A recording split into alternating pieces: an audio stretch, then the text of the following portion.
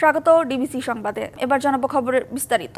সাথে আছে আমি ফারহাত তাসনিম। জুলাই আগস্টে সংগঠিত মানবতা বিরোধী অপরাধের মামলায় সাবেক প্রধানমন্ত্রী শেখ হাসিনা সহ ৩ আসামির বিরুদ্ধে রাষ্ট্রপক্ষের সূচনা বক্তব্য ও প্রথম সাক্ষীর সাক্ষ্য গ্রহণ আজ। এরই মধ্যে ট্রাইব্যুনালে হাজির করা হয়েছে রাজসাক্ষী সাবেক আইজিপি চৌধুরী আব্দুল্লাহ আল মামুনকে। বিচারপতি গোলাম মুর্তুজা মজুমদারের নেতৃত্বাধীন ৩ সদস্যের tribunal ১-এ chief prosecutor Tajul Islam প্রথমে সূচনা বক্তব্য উপস্থাপন করবেন, পরে প্রথম সাক্ষীর সাক্ষ্য গ্রহণ করবে ট্রাইব্যুনাল। রাষ্ট্রপক্ষ জানায়, আদালতের অনুমতি সাপেক্ষে আলোচিত এই মামলাটির বিচারিক কার্যক্রম সরাসরি সম্প্রচার করা হবে। শেখ হাসিনা, আসাদুজ্জামান খান কামাল ছাড়াও এ মামলায় সাবেক আইজিপি চৌধুরী আব্দুল্লাহ আল মামুন আসামি হলেও তিনি এখন রাজসাক্ষী হিসেবে শুনানিতে উপস্থিত থাকবেন। গত 10 জুলাই হত্যা, উস্কানি, ষড়যন্ত্র সহ সুনির্দিষ্ট 5টি অভিযোগে শেখ হাসিনা, আসাদুজ্জামান খান কামাল ও চৌধুরী আব্দুল্লাহ আল মামুনের বিচার শুরুর আদেশ দেয় আন্তর্জাতিক অপরাধ ট্রাইব্যুনাল।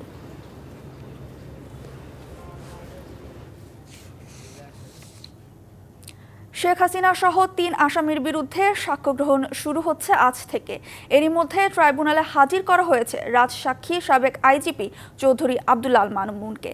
আরও জানাতে আদালত প্রাঙ্গণ থেকে সরাসরি যুক্ত হচ্ছেন মিজান আহমেদ। মিজান, আর কি খবর আছে আপনার কাছে, আমাদের বিস্তারিত জানাবেন। আপনি দর্শকদের জানাচ্ছিলেন 10 জুলাইয়ের পর 10 জুলাই কিন্তু যখন অভিযোগ গঠনের আদেশটি দেওয়া হয়, তখনই কিন্তু সাবেক আইজিপি চৌধুরী আব্দুল্লাহ আল মামুন তিনি আদালতকে জানান যে তিনি রাজসাক্ষী হতে চান এবং বিস্তারিত তথ্য দিয়ে এই মামলার বিচারিক কাজে ট্রাইব্যুনালকে সহায়তা করতে চান, এবং আদালত তার সেই আবেদন গ্রহণ করে। এবং আজকে আমরা দেখলাম তাকে 9:30 নাগাদ কিন্তু কঠোর নিরাপত্তার মধ্যে দিয়ে হাজির করা হয়। পার্থক্য যদি একটু বলতে হয় আপনার মাধ্যমে, ইমপ্রুভার বা রাজসাক্ষী হবার পর এর আগে তিনি যে এসেছিলেন হেলমেট সহ, বুলেটপ্রুফ ভেস্ট সহ যেভাবে এসেছিলেন, আজকে কিন্তু আমরা দেখলাম হেলমেট ছাড়াই কিন্তু তিনি এসেছেন এবং অনেকটা সাবলীলভাবে এসেছেন। এই হচ্ছে একটি বিষয় আমার পর্যবেক্ষণ, যেটা আপনার মাধ্যমে দর্শককে জানালাম। দ্বিতীয় হচ্ছে, আন্তর্জাতিক অপরাধ ট্রাইব্যুনালে জুলাই আগস্টে সংঘটিত মানবতা বিরোধী অপরাধের প্রথম কোনো মামলার সাক্ষ্য গ্রহণ কিন্তু আজকে। অর্থাৎ আমরা যদি আন্তর্জাতিক অপরাধ ট্রাইব্যুনাল আইন দিয়ে বিচার করি, সেই ক্ষেত্রে আনুষ্ঠানিক যে সূচনা বক্তব্য উপস্থাপনের মধ্য দিয়ে কিন্তু আজকে এই বিচারিক কার্যক্রমটি শুরু হবে। এবং চিফ প্রসিকিউটর এই যে সুনির্দিষ্ট 5টি অভিযোগ আন্তর্জাতিক অপরাধ ট্রাইব্যুনাল গঠন করেছে, সেই সুনির্দিষ্ট 5টি অভিযোগের সারসংক্ষেপ সম্পর্কে আজকে সেই সূচনা বক্তব্য উপস্থাপন করবেন এবং এরপরে কিন্তু সাক্ষ্য গ্রহণের প্রক্রিয়ার দিকে ট্রাইব্যুনালের বিচারিক কাজ এগিয়ে যাবে। তবে একটি তথ্য আপনার মাধ্যমে দর্শককে জানাতে চাই, আন্তর্জাতিক অপরাধ ট্রাইব্যুনাল আইনের সাক্ষী সুরক্ষা বিধানের উল্লেখ করে কিন্তু গণমাধ্যম কর্মীদের উপর বেশ কিছু নিষেধাজ্ঞা কিন্তু এরই মধ্যে প্রসিকিউশনের পক্ষ থেকে দেওয়া হয়েছে। আর সেটি হচ্ছে, সাক্ষীদের ছবি প্রচার করা যাবে না, সাক্ষীদের পরিচয় পরিচিতি তুলে ধরা যাবে না। এই হচ্ছে বিষয়। এর পাশাপাশি আপনার মাধ্যমে জানাতে চাই যে আলোচিত এই মামলাটি তদন্তে কিন্তু 6 মাস 28 দিন সময় নেয় এবং টোটাল যে নথি, যে মূল যে নথি, সেই নথির সংখ্যাও কিন্তু বিস্তৃত 8747। 81 জন সাক্ষী কিন্তু সাক্ষ্য দিয়েছে। আজকে সম্ভবত 2 জন ভুক্তভোগী জুলাই আগস্টে আন্দোলনে যারা আহত হয়েছেন তাদেরকে দিয়ে বোধহয় সাক্ষ্য গ্রহণের আনুষ্ঠানিকতা শুরু হবে, এমনটাই কিন্তু আমরা প্রসিকিউশনের পক্ষ থেকে জানিয়েছি। তবে সবশেষ কি হয় তা পরবর্তী সময় আপনার মাধ্যমে দর্শককে জানিয়ে দেবো। 11:30 নাগাদ বিচারপতি গোলাম মুর্তুজা মজুমদারের নেতৃত্বে বহুল আলোচিত এই সাক্ষ্য গ্রহণ এবং সূচনা উপস্থাপন বক্তব্যের আনুষ্ঠানিকতা শুরু হওয়ার কথা রয়েছে। ফিরে যাচ্ছি স্টুডিওতে ফারা আপনার কাছে। মিজান, ধন্যবাদ। জুলাই গণ অভ্যুত্থানের বর্ষপূর্তিতে নানা কর্মসূচির অংশ হিসেবে আজ রাজধানীতে সমাবেশ করবে জাতীয় নাগরিক পার্টি এনসিপি ও বিএনপির ছাত্র সংগঠন জাতীয়তাবাদী ছাত্রদল। জুলাই আন্দোলনের নেতৃত্ব দেওয়া তরুণদের দল এনসিপি দেশব্যাপী পদযাত্রা শেষ করেছে। দেশ গড়ার সেই অভিজ্ঞতা নিয়ে আজ জাতীয় ইশতেহার ঘোষণা করবে দলটি। অন্যদিকে দুপুরে জুলাই গণ অভ্যুত্থান, শোক ও বিজয়ের প্রথম বর্ষপূর্তিতে বাংলাদেশের জাতীয়তাবাদী ছাত্রদলের উদ্যোগে ছাত্র সমাবেশ অনুষ্ঠিত হবে রাজধানীর শাহবাগে। এদিকে সোহরাওয়ার্দী উদ্যানে জুলাই জাগরণ অনুষ্ঠান করবে ছাত্র শিবির সমর্থিত সাইমুম শিল্পী গোষ্ঠী। চলবে রাত 10টা পর্যন্ত। এসব সমাবেশ ঘিরে বিকল্প সড়ক ব্যবহারের নির্দেশনা দিয়েছে ডিএমপি। আইনশৃঙ্খলা বাহিনী গ্রহণ করেছে কঠোর নিরাপত্তা ব্যবস্থা। নির্বাচনের যে তারিখ ঘোষণা করা হবে তার থেকে একদিনও বেশি ক্ষমতায় থাকবে না অন্তর্বর্তী সরকার, এমন মন্তব্য করে প্রধান উপদেষ্টার প্রেস সচিব জানিয়েছেন, একটি সুন্দর নির্বাচন উপহার দেয় এখন সরকারের একমাত্র চ্যালেঞ্জ। একান্ত সাক্ষাৎকারে ডিবিসি নিউজকে এসব কথা জানান তিনি। 2024 সালের জুলাই আগস্টে ছাত্র জনতার গণ অভ্যুত্থানে পতন হয় আওয়ামী লীগ সরকারের। এরপর নতুন সরকার গঠনের প্রায় 1 বছর হতে চলছে। এর মধ্যে অনেক দূর এগিয়েছে বিচার ও সংস্কারের কাজ। সরকারের নানা কার্যক্রমের মধ্যে রয়েছে নির্বাচনের প্রস্তুতিও। কিন্তু কবে হচ্ছে নির্বাচন, বারবার সেই প্রশ্নের মুখেও পড়তে হচ্ছে সরকারকে, যার উত্তর দিয়েছেন প্রধান উপদেষ্টার প্রেস সচিব। কোনো আনসার্টেনিটি নাই। ইলেকশন যেই সময় প্রফেসর ইউনূস বলবেন ঠিক সেই সময় হবে, তার একটা দিন দেরিতে হবে না। পলিটিক্যাল পার্টিগুলো সবাই মিলে যাতে আমরা একটা সুন্দর উৎসব মুখর পরিবেশে একটা ইলেকশন করতে পারি। প্রেস সচিব জানান, সরকার নানা চ্যালেঞ্জ মোকাবিলা করলেও একটি সুন্দর নির্বাচন উপহার দেয়াই এখন বড় চ্যালেঞ্জ।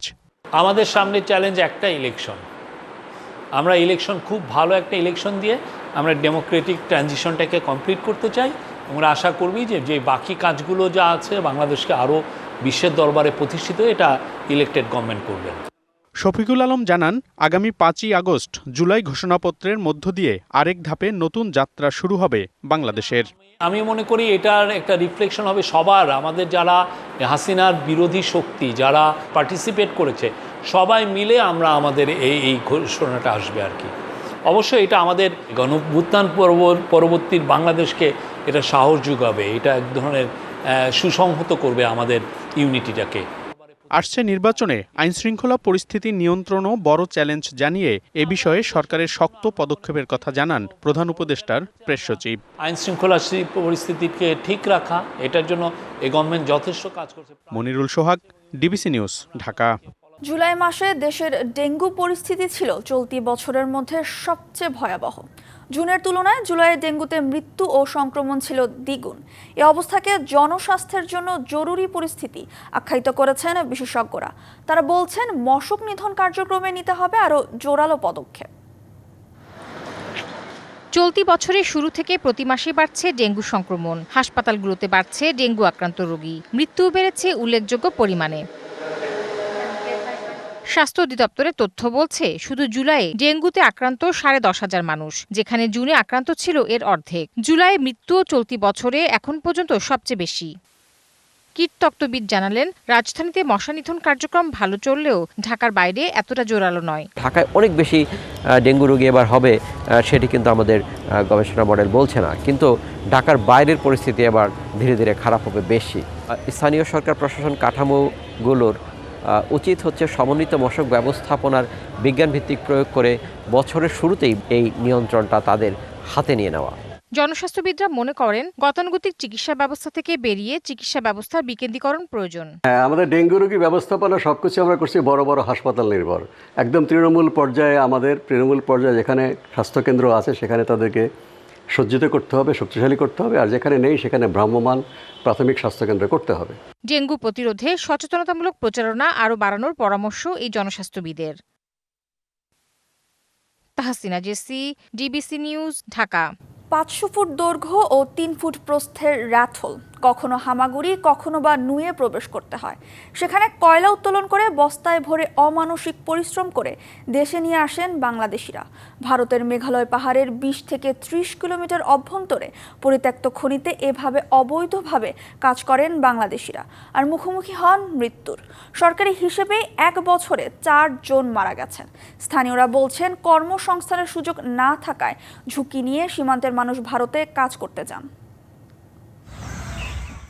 সবুজ শ্যামল প্রকৃতি মনোমুগ্ধকর ভারতের মেঘালয়ের ভাজে ভাজে লুকিয়ে আছে র্যাটহোল নামের ভয়ঙ্কর মৃত্যুফাঁদ। বিজিবির নজরদারি এড়িয়ে সীমান্ত পাড়ি দিয়ে এসব র্যাটহোলে কাজ করতে যায় সীমান্তবর্তী এলাকার শতাধিক বাসিন্দা। তাহেরপুরের উত্তর শ্রীপুর ইউনিয়নের লাকমা গ্রামের বাসিন্দা মোহাম্মদ নূর মিয়া সংসারের ভরণ পোষণ করতে চলতি বছরের 1 মে মেঘালয়ের র্যাটহোলে কাজ করতে যান তিনি। 2 দিন পর জানা যায় মাটিচাপায় মারা গেছেন নূর। পরিবারের একমাত্র উপার্জনক্ষম ব্যক্তিকে হারিয়ে খেয়ে না খেয়ে দিন পার করছে তার পরিবার। এর মতো রুজি করতে গেছিল, বাবার কারণে তো গেছিল, যাইতে কয়লা পাথর পড়ছে, ছেলে মেয়ে তোলে আবার করতে তো সকালে বন্ধই। আমরা তো কষ্টই বাজান, কষ্ট করি চলতেছি, অভাব তোর কার্ডইয়া নাই, ওই জন্য এগুলো বাচ্চা এরকম দেখা গেছে। নূরের মতো একই গ্রামের বাসিন্দা নুরুল হকও 2 বছর আগে র্যাটহোলে কাজ করতে গিয়ে মাটিচাপায় প্রাণ হারান। এরপরে দুর্ঘটনায় মাটি চাপা পড়ে মারা গেছে। এরপরে তো সংসার লইয়া খুব কষ্টের মধ্যে আছি আমরা। তাহিরপুর উপজেলার টেকেরঘাট, লালঘাট সহ প্রায় 20টি গ্রামের নিম্ন আয়ের মানুষ এমন ঝুঁকিপূর্ণ কাজে যুক্ত হচ্ছেন।